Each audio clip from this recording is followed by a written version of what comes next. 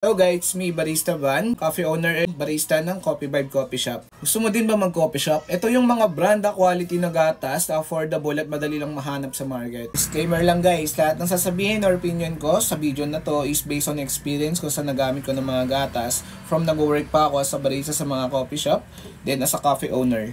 Start na tayo mag-rate. First, Cowhead Pure Milk. Uy, solid agad. For me, 8 kasi madali mo siya makikita sa mga supermarket. At the same time, yung rich and creamy niya, bagay na bagay sa mga espresso-based drink. Second, Oatside Barista Blend Oat Milk. 9. Gustong-gusto ko yung si Outside kasi sobrang sarap niya sa mga drinks. Lalong-lalo na sa Spanish latte. Third, Jersey Milk.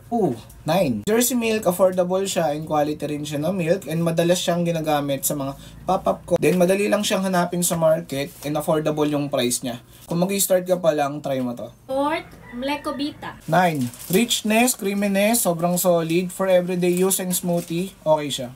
Fifth, Alaska Barista Fresh Milk. 9. Maganda to for latte art sa mga espresso-based drink.